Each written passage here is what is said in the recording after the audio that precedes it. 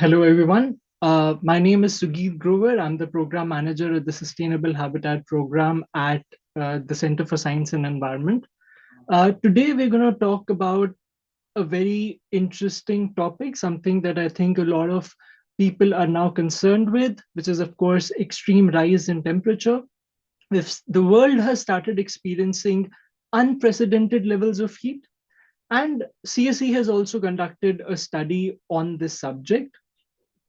We found that temperatures are hitting new highs much earlier. Let's say before it could have been starting in April, but now it has been it's starting to happen in March itself.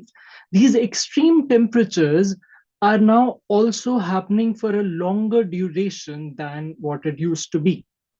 In fact, and this extreme temperature is associated with something very minor, like minor illnesses. But in extreme cases, they can also go for even something like a heat stroke. It could also involve something, let's say, in terms of heat stroke or heat fatigue, or even death in some cases. Now, CSE conducted a study of 9 cities, and we found that let's agree that heat is here to stay. It is just has been getting worse since the past 10 years. We did an analysis for the past 10 years, and we found that this is something of a trend that is actually continuing as we go along. Now, amongst this group, now everybody is vulnerable to heat. A large population in the world is now vulnerable to this heat. But amongst this, we found that it is especially the children, school going children, which are actually at extreme risk, if I might say, for something like this to be happening. Now, what is the reason for that to happen? Children have a different, let's say, something like a different body to mass ratio, because of which their physiology is different. Their glands of sweat glands have not been evolved to that level till now. They also have a higher metabolic rate. Their body is a little more sensitive. Their skin is a little more sensitive, and their thermoregulation property, which is how their body is able to regulate heat, is not as developed. Plus, there's something that we all can sort of agree with, that children are a little bit more, in essence, they're more active, in which really implies that they're producing more heat, which means they also need to lose more heat as they're producing more heat. Now, CSE's analysis, which is part of this, the Cool School manual that is free to download if you, and I think it's also been part of it's also in the link that has been sent to everybody. We found that there are basically three different stages of, there are 3 or 4 different stages in which heat actually affects children. One, very simple, could be the commute. Now, this could have 2 parts, which is from the, let's say, from the home to the school. It could also be from the school to the home. Then we also have, apart from the commute itself, we also have sometimes when you're in the school, but in the outside areas, let's say the assemblies that are taking place, or certain activities such as playgrounds, where they're more vulnerable and extreme heat can actually affect them a lot. The third part, which is the classroom or the school structure in itself, which would be the focus of today's discussion. With me, I have Mr. Madhusudhan Rao, who is head of the Urja Energies Engineering. And what his work is that he designs, their firm actually designs sustainable cooling solutions for different kinds of buildings. And we will be talking about that aspect, as well as what particular focus in schools itself. Sure. Now, Mr. Rao, what we have sort of found at CSE, and we conducted interviews and we went to different schools to find this out. And what we really found out was that a lot of schools are attempting, or let's say the parents themselves are attempting to, let's say, have, they're trying to push for air conditioned spaces inside the classroom. Now, there are problems with that, and one very, very major for us is the environmental impact itself.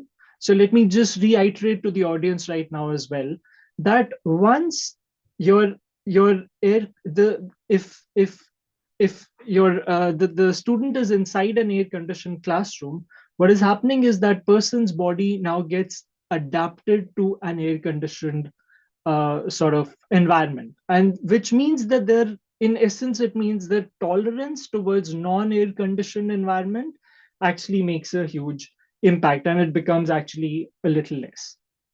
Uh, it also sort of means that also what happens is once you switch from a non-air conditioned environment to an air conditioned environment, that that specific that the transition is not very pleasant. In fact, it is that time where people started sneezing, and some other aspects also start happening. And we also understand that it's not probably the best idea as well, because what switching to completely air conditioned environments, then the capital expenditure required to set up such a system, as well as the operational expenditure to run a system, will become a lot more. And of course, uh, this gets translated to the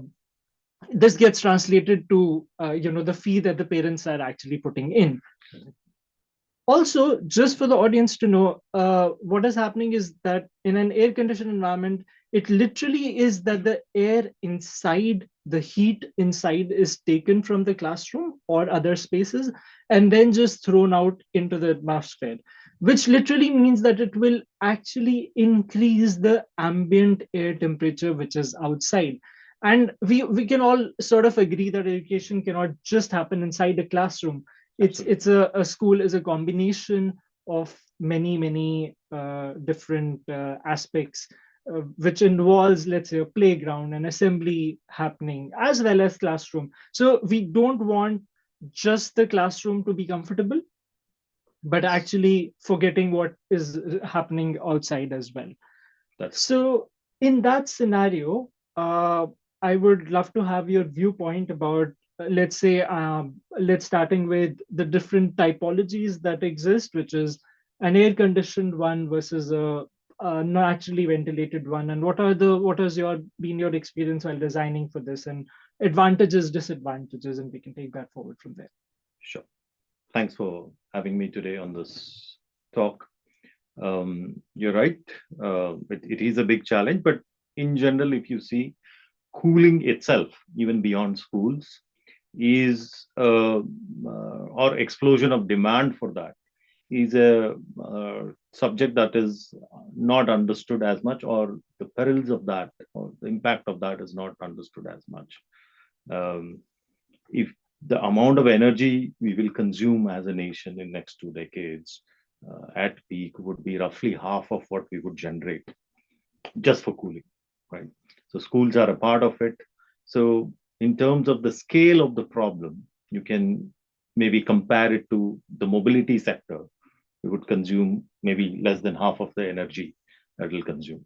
So cooling as such is really a big problem that we are going to face. How do we get energy for that, for all of us as a nation? And within that, the schools present. Now, what that does is there are energy efficient technologies that are available, and many of these are being implemented in commercial buildings, most of it. Because of the reduced number of hours and the reduced number of days, many times the return on investment or the payback is not viable for a school to implement these existing technologies.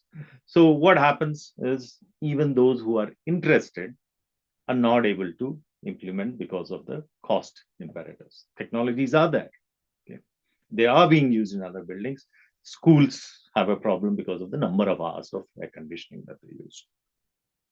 The second is what you alluded to. Many private schools in the country today are air conditioned because of demand from parents, or maybe the children need it. But that is creating another problem of its own, which is related to the indoor air quality. Right? While the cooling comfort is being enjoyed by the students, the air that they are breathing is not of the quality that growing children would need. As you mentioned, they have more metabolism, therefore, their body needs more oxygen. And if you typical air conditioner with split AC or VRF, you close all the windows. Yeah. So where is the fresh air, right? Some schools do, but most schools do not, are not aware of it or implement strategies to provide fresh air to these air conditioned schools. But the third issue, which covers the majority of the schools in India, they're not air conditioned, right? Absolutely. Yeah. And that And is a bigger issue for us to tackle. and perhaps I'll reiterate that we would want it to remain like that. Ideally, so what can you do in such schools, right? What do the such schools need is comfort, right? Maybe not air conditioning, but to be able to be in a class where you're not sweating, right? That's a basic requirement. Okay. Um, in such schools, the challenge is also of uh, the student health, productivity, and learning.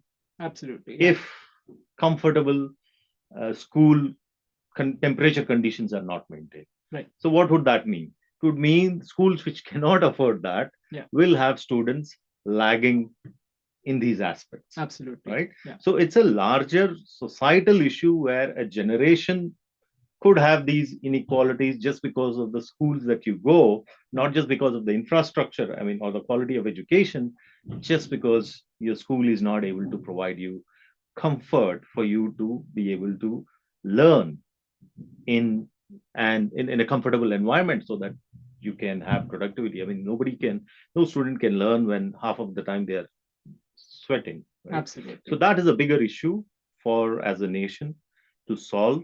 Definitely cannot be solved by air conditioning.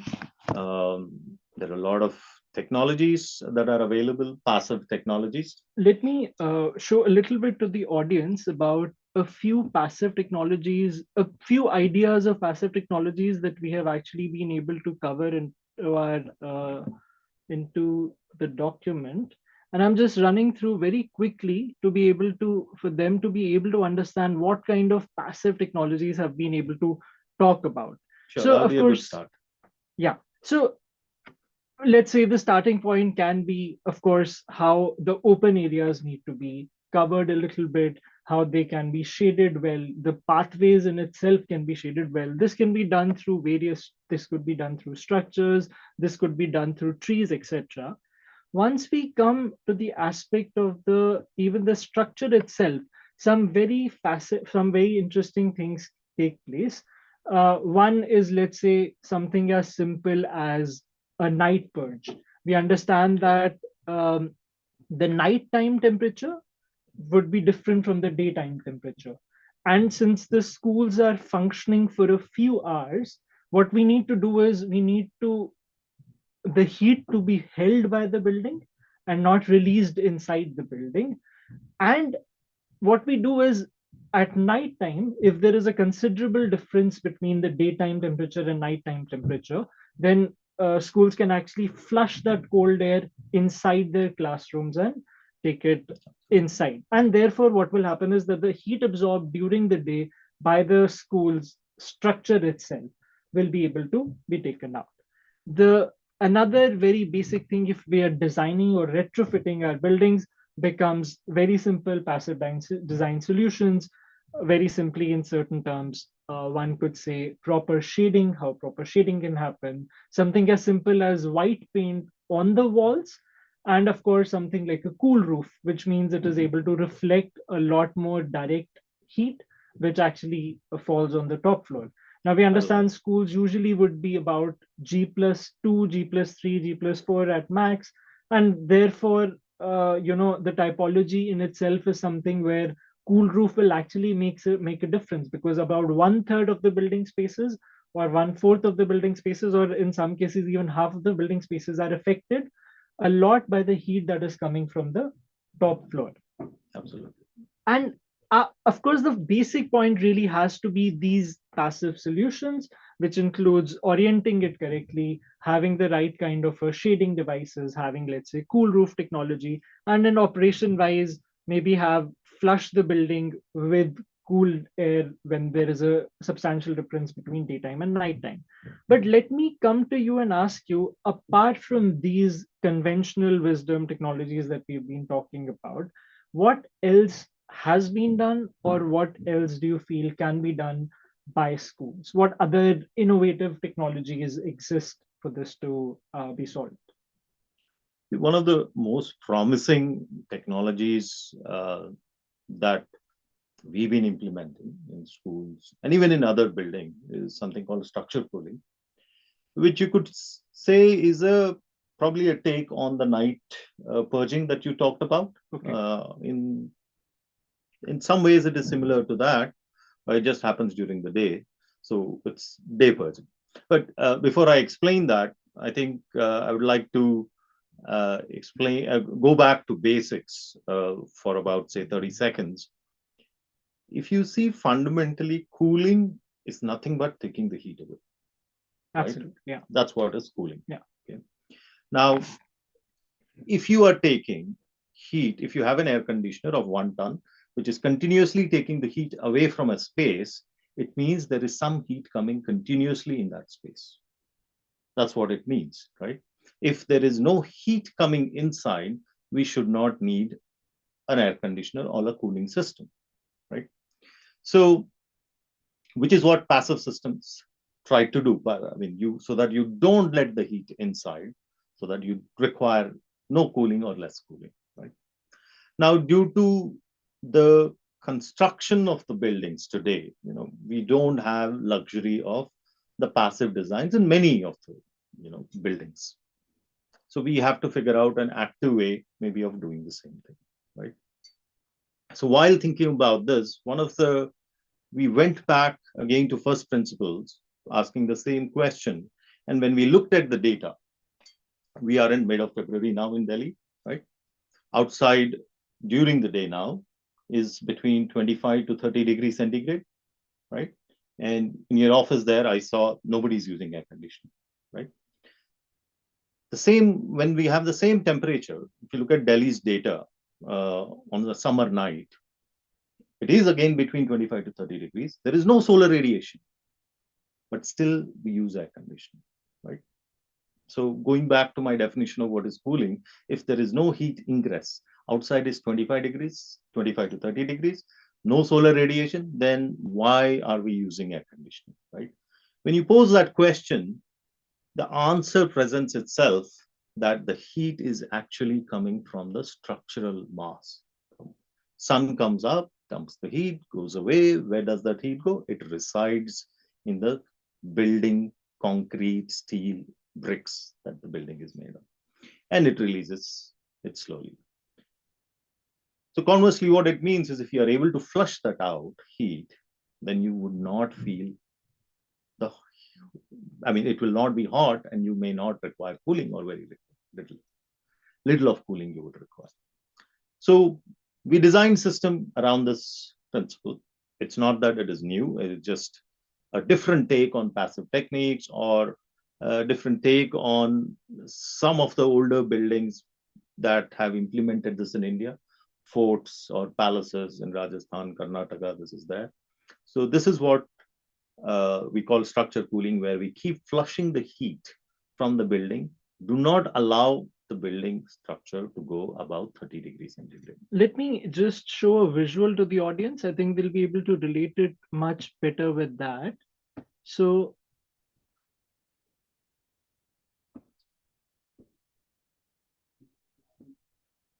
I believe the visual you're trying to show is something that is implemented at a school in Delhi. yes, absolutely. And that's why I wanted to know whether something like that is, I'm just, 47, I think.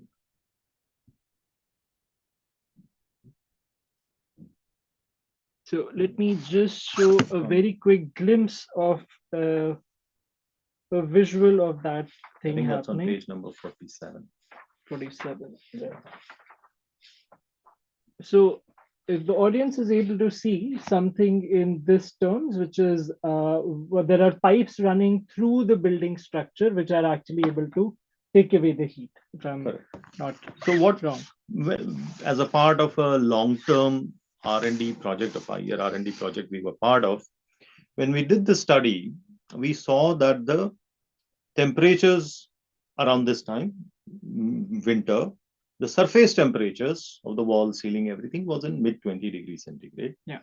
But in summer, these surface temperatures, even in the night, were between 35 to 45 degrees centigrade. Yeah. So, and this journey of the surface temperature of the building happens slowly every day.